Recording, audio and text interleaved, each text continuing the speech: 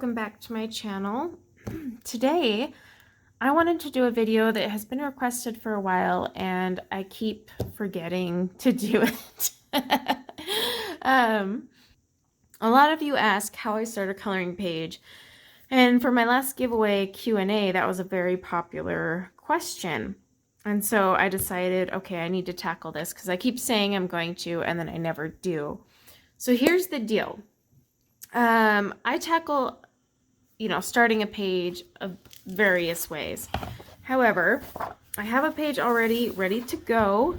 This is actually for my channel's monthly buddy color. So check out my community tab, my Instagram. There's actually a hashtag for this. If you color this page, tag me on Instagram using my hashtag, share it in the file that's in the Facebook group or in the Discord. And I may make a video showing all the finished pages. It just kind of depends on how many actually get done. So it is from Clara Markova's Fairy Touch of Magic. And this was the page that everyone voted for. So I need to color this, obviously. I'm hosting this thing. So I was like, perfect timing. All right, so a common question I get from you guys is how to start a coloring page. From picking the color palette to just where to start.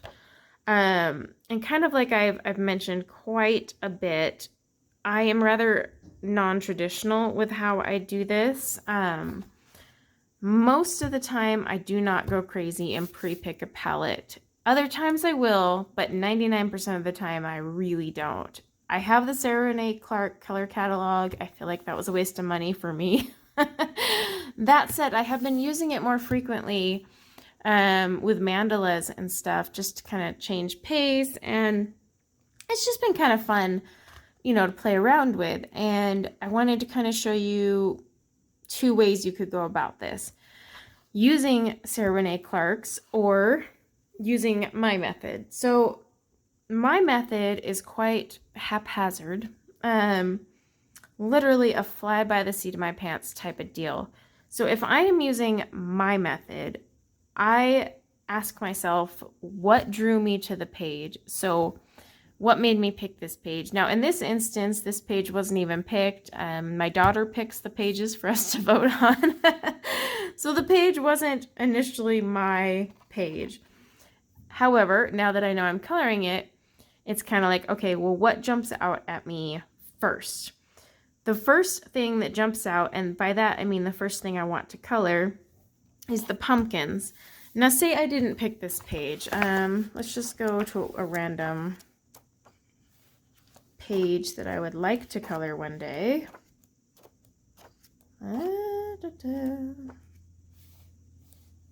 Just trying to find an example of one that wasn't... Oh, there we go. Okay.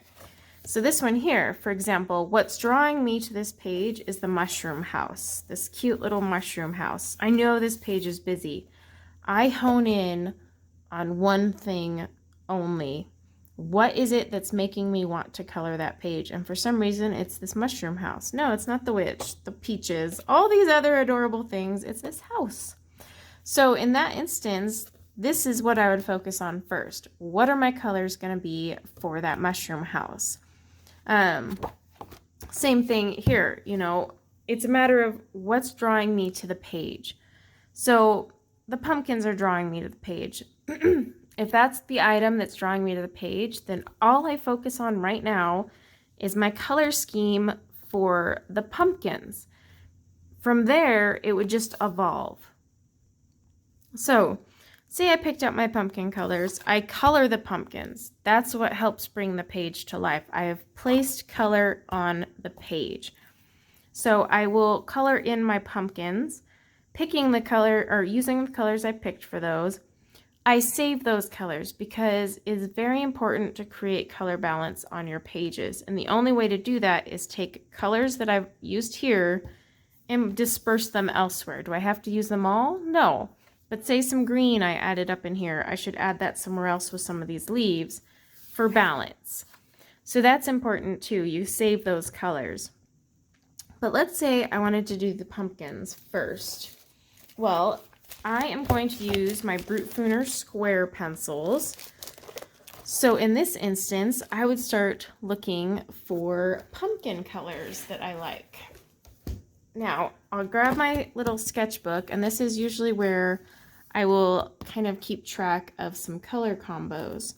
I also grab an empty tray because this is what I put my pencils in so I know what to work on.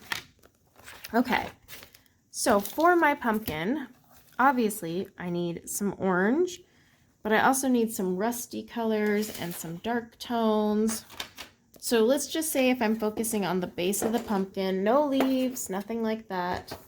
I'm just focusing, oh, my tin is dilapidated, not opening. Okay, so I'm just focusing on the orange part of the pumpkin.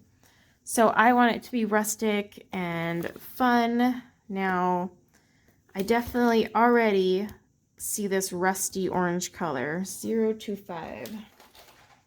So I'm gonna find that.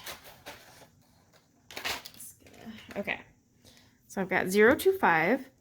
I also need a brown to bring it out.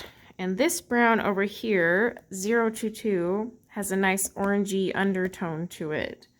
So I'm gonna go with that one as well. Okay, and now we need to dive into the actual oranges, which Brute Fooner, by the way, has a great selection. Get to that tray. So I'm thinking 109 would be a good one. Just gotta find all these. Okay, so 109. And I'm thinking 004 would also be a good one. Now this is just me picking at random. I may add, I may subtract. 91 also looks good. Great transitional color. Where is my 91? My pencils got out of order. Okay, 91. Okay, and then I like to add some green to my pumpkins. It's just a thing I do. Okay, I think, let's see, using these colors, I'm leaning towards this 78, which I think is actually out over here. All right, so I've picked colors for my pumpkins. Yes, that is an outrageous number of colors, but I actually find pumpkins a lot more fun when they're complex. So next thing I would do, I'm going to draw a line because this was for a different page. I have been a lot better about writing down my colors because I get a lot of questions about what color combos I use, and I'm like, ah. So that's why this book is out. I normally just use any sketchbook and I don't really have it organized, but as of late I'm like actually writing it down. But the reason I'm swatching them all next to one another is I want to see how these all look together on paper, what I need to remove, what I might need to add, and whatnot. Okay, so I've got these so far, and I'm actually liking the colors. I feel that is brown enough. I love that rust color. These will all blend very nicely. This will add a perfect highlight. So I think I've picked the perfect combo for these pumpkins here.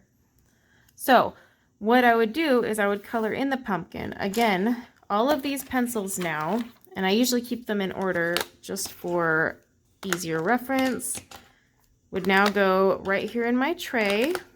And these are just Prismacolor trays from a box I got. I just save them. It makes it handy because then what I'm working on is currently right here ready to go. So yeah, I would color using those ones there, color the pumpkin, and then move forward. Next, I would probably tackle the, vine up here, incorporating some of these colors. Like I would definitely bring in this rusty brown, the green, and then a couple other browns. The leaves, I would start incorporating that green as well, probably maybe the yellow and rusty orange for these fall leaves. So you see what I mean? These colors are going to repeat as I go on. And then I would keep picking colors from there. I may actually do a tutorial with that pumpkin using this color combo, so that's why I'm not coloring it. So that is method number 1, okay? Now, method number 2 is using the Sarah Renee Clark color palettes. I have volume 1 and 2. I have printed palettes using, let's see, most of these were found using Autumn, but one of them I did a dark purple just to see. So I want to show you some examples. When I print them out, I kind of print them just to give me an idea, but also I use this sheet to track them. So this palette here has some olivey greens, like a, you know, a brownish color. This is actually a burgundy purple. It's just when it prints, it looks brown, black. This is definitely like a crimson. This is an orange. And this is kind of a, you know, yellowish orange. So that's one that I had picked out for this page because I wanted to bring orange in because we've got pumpkins. So another one I picked was this one because I really liked how it had a dark blue, a dark purple, a dark orange, light orange, and a yellow. That one would be really fun, especially because I'm picturing like this dark blue as the background, and like this purple could be used throughout. So that was another one. This one here I liked because it was a lot more neutral. I mean, we're talking as neutral as can be. This color here is like a, on the screen it looked more orangey. Burgundy, terracotta, a taupe color, and this is artichoke green. Now for me, looking at this page, I just feel this would be too dull. So I would cancel that one out. This was another one I liked because I love it, the keywords moody, autumn, warm, and food. But this had like a charcoal, so it was a really like grayish black. It had 2 types of orange, a rusty color, and this is actually a really rich burgundy. And I was like, oh, that would be a really fun one too. The reason I ruled it out was I just felt it didn't bring enough to the table. So like basically you go through your Sarah Renee Clark ones, always hold them up to the page you're thinking about and ask yourself, where would these colors go? This one has a lot more colors to it, but it has a lot more potential. These olivey greens would be great in all the greenery. This burgundy color is like a dark, rich purple that would, you know, help with like, say, the hats or accenting a few things here. The rust color, you know, you can also incorporate into the bears and whatnot. So there's ways to add that. But the reason I ended up not feeling this one for the page was I just also felt it was too muted. I didn't picture much, basically, looking at this palette and then looking at this page. So I ended up going with this one, which looks incredibly bright, but how I use the Sarah Renee Clark for my pictures is a little different. I don't literally take this and then only use these colors. I take this as a jumping off point and I find things that'll fit within it. So if I want to use this dark blue in the background, which I think would be absolutely lovely in the background, I might break out some neo colors for this. So that's one thing to keep in mind. Sorry about that. I got interrupted by a howling husky and I didn't want to anger the neighbors. All right, I think I was on the blue. So anyway, instantly looking at this palette, I want the dark blue in the background. So I may use my neo colors here. I've been trying to practice with them. I might also use, because it is B is for September, my Jane Davenport Brights has a dark blue. So I'm going to put a JD here because I will swatch that dark blue on there. Now, how do I use these and make these work? Well, this very bright orange color, I can actually use the palette I have already picked here. This has the orange because what I do is I pick the center color, this orange, and I branch both ways, picking other colors from it. So I don't literally take, you know, this color and maybe add 3 to create a gradient. You can if you're brand new to this, by all means go for it. So like say you're brand new to this, then I would put 109, 004, and 091, or I would use the 25, 109, and 104. But as you get more advanced, you want to add more colors so you can create more layers and depth. So in this case, for this really dark orange color, as they refer as flame, this palette would actually work perfectly here. So now I have that already covered. Now say for this dark purple, what's my plans with the dark purple? Well, looking at this, I would most likely use it for accents. I'd be using it possibly to color in some of the bears, not all of them. Maybe like her little witch's hat. These bows and candies could all be great. These little flowers would be awesome in the dark purples. So let's pick some dark purples that would go in here. Usually if I'm using these palettes and I printed them out, I swatch them all in the palette. So we want really rich dark purples. Let's see. This 031 is actually it is a brown, but it adds a great color. I really need to put these in a pencil case. Let's see if I can find it. That's 104. What's that one we want? Okay, I found the 113, which I need, but I need the 031. Okay. So 031, 113, actually 104 might be a really good one because it's very rich. Let's pull that one out. Just test it. Okay. Excuse me. And then I want something a tiny bit lighter just for highlights. Let's try 110. I actually might have 110 already out now that I think of it. Nope, I don't. Okay. It's going to be in here somewhere. Excuse me. So hard because these barrels don't actually match. There we go. Okay. So let's see how these look. So I have my 031.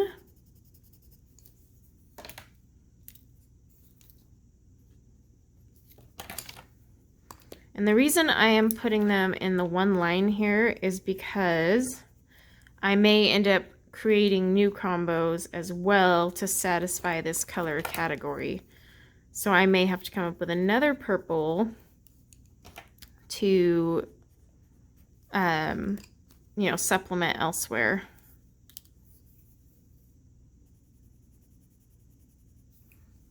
All right, this 110 might be too bright. So let's try 105 instead. All right, where would 105 be? It should be right next to...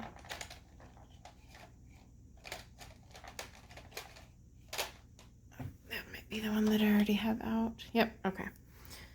So let's try 105 next to it.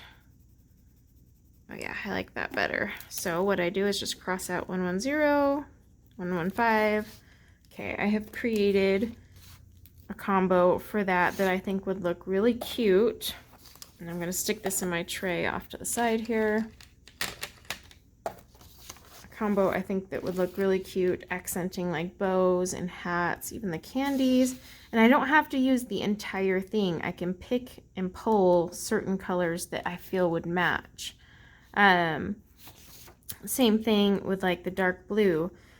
I'll have a dark blue sky, but I need to bring it down here. So let's see if we can find some dark blues for other parts of the page. Now, Brute Fooner actually has a really nice selection of dark blues, although I would want to incorporate some other colors as well. So I would want a black, which is my 028. Then I would want 089. And I'm pretty low on these ones. Where is my... Don't mind me, it's just a matter of finding everything in here. Okay, 089, because it's a nice dark blue color. I want to grab this 087. And then I may bring in something just a little lighter. That one's too bright. Let's do 029 and see how that looks. Okay. Ooh, finally a pencil I've never used. I actually need to order more of these. All right, so I'm leaving this blank because I want to test my Jane Davenport paints there. Let's use that 028. 089.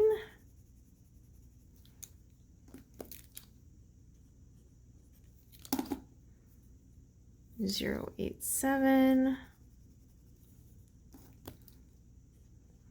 Now, if you're doing like a mandala or something, you could literally get away with just one color in each. 029. Like literally just pick those 5 colors. But in this case, we're trying to create some complicated things here. All right, so I've created this dark blue that I can also now add into certain elements, you know, of the page to satisfy that. The orange one we already have picked out and it's pretty complicated. I can actually pull from it to create others. Now, this like golden-y, I guess that's what they're calling marigold, I think, color, and then the yellow. Those ones, some of the colors we already have out would be great, but I want to get a really rich yellow as well. So I think I would pull to 092. Okay. And then that one's too much. Let's try 003.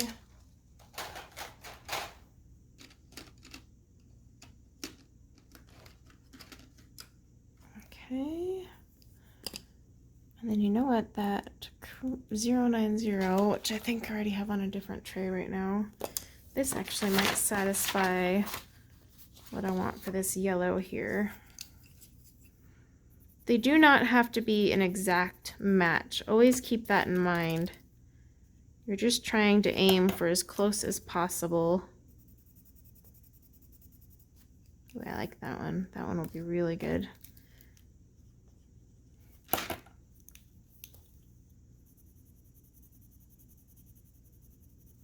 Okay, 090.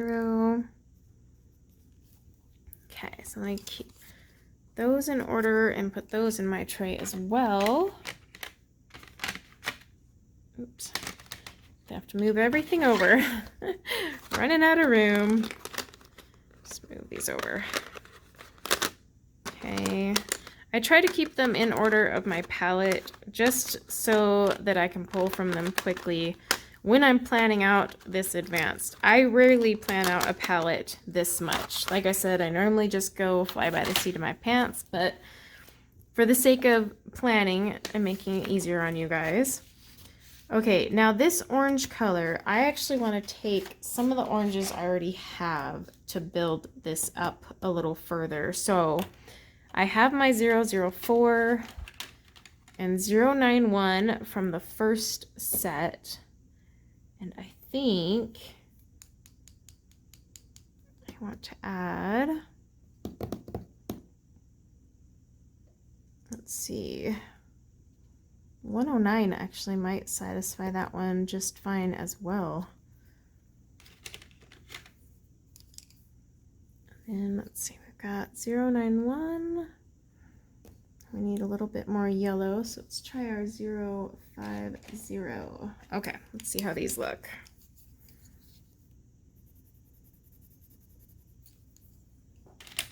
Oops, that was 109.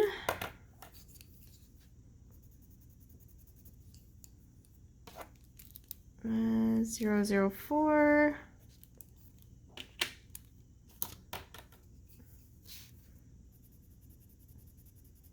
091.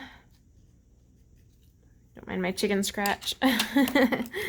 And then the lone wolf that will not be in a combo we've already used, we're adding in 050, I think. Let's see. I actually don't like the way that looks there, so we're going to cancel that one out.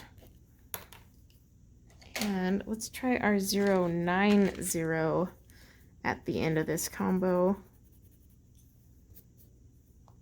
Maybe. Let's see, what's another one that would look decent? In fact, I might remove the 109 because it's a titch too orangey. So remove the 109 as well. That's why you want to just swatch them out and play with them. So 004 now, 091. I like that. Need something.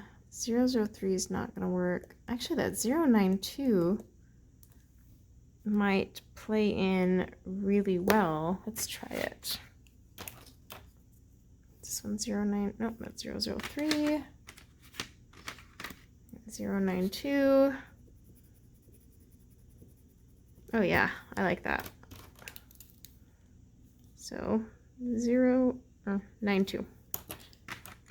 Okay, so those will be the colors. So I'm going to cross out that one. So we just have 3 colors in that one, 3 colors in this one. Okay.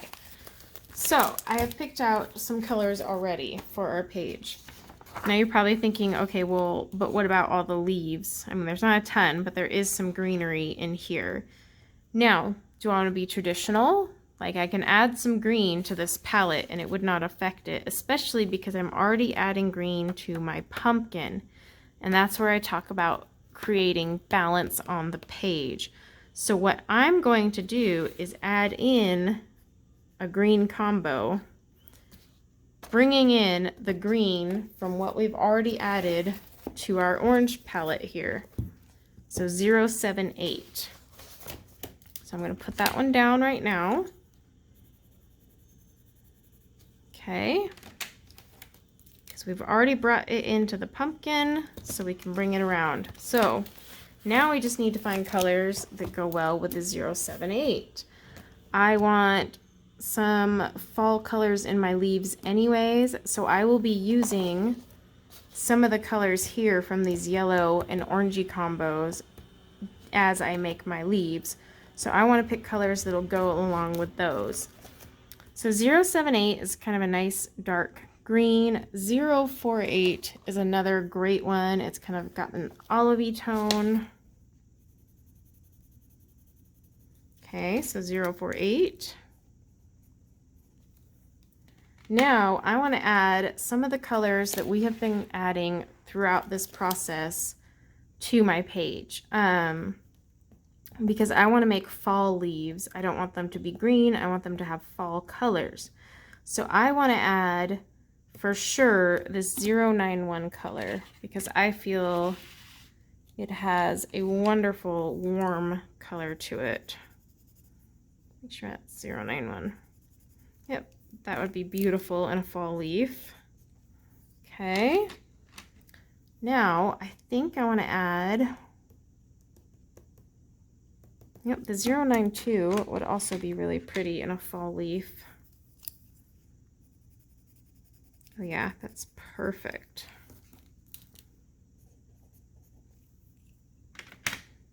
Now I need to add a brown of some sort to kind of add for that fall leaf. But also, I want to add in a brown mixed with these yellows for these little dangling broomy things. So I already have this yellow combo, but I don't really have, the brown we have picked out, number 22, is more rusty. So I want to find something not as drastic. 101 actually might be the best.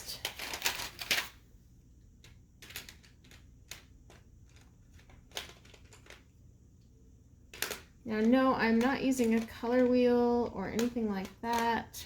You know, 101 might be already pulled out from my hair. Yep. Let's do, I'm going to add 101 down here. Oh yeah, that would work perfectly with those and my leaves for where I want to add some brown. I'm going to add it down here. Just put it alongside my lonesome greens. All right, perfect.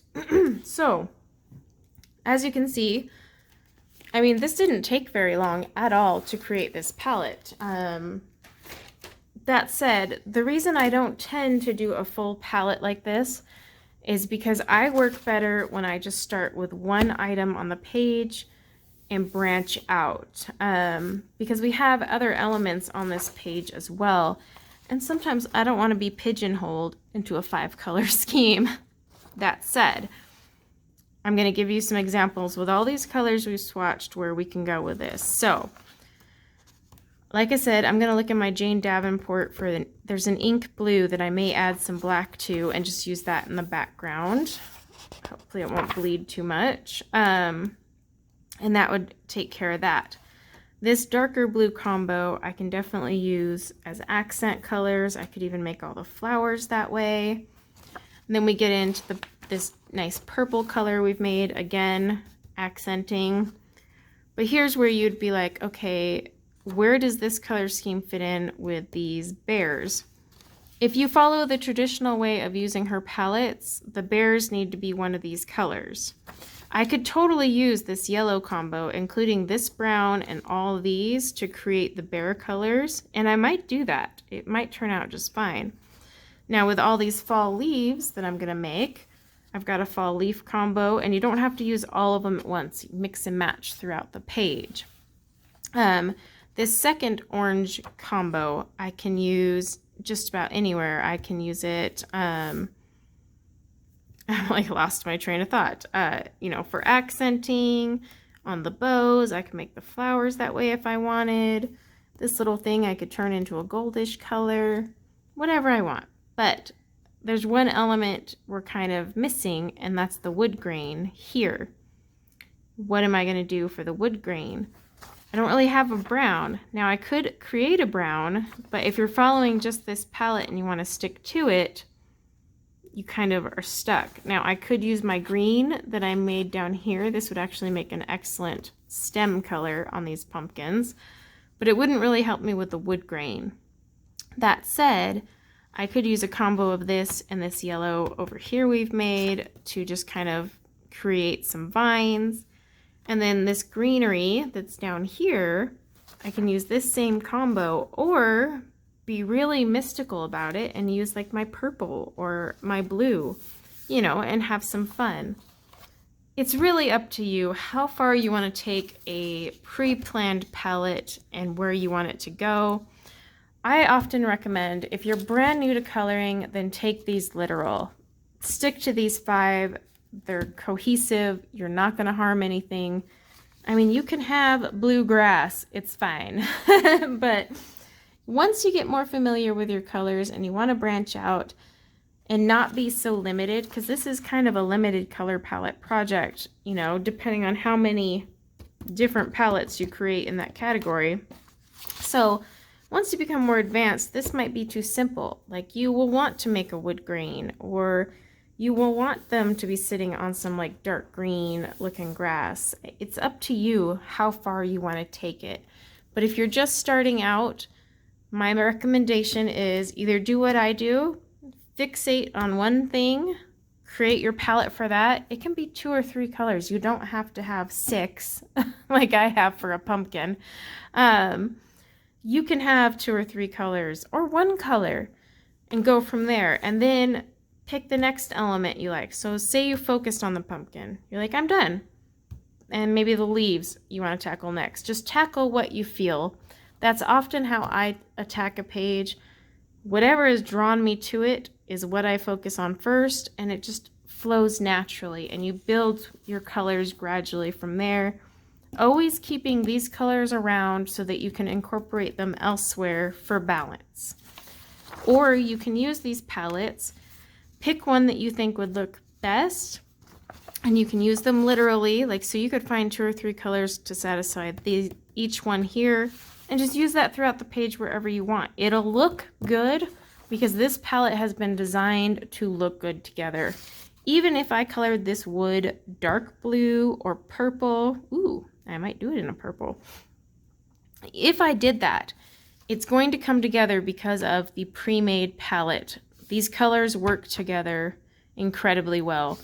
So I don't have any worries if I were to literally just stick to this palette. It's not going to look crazy.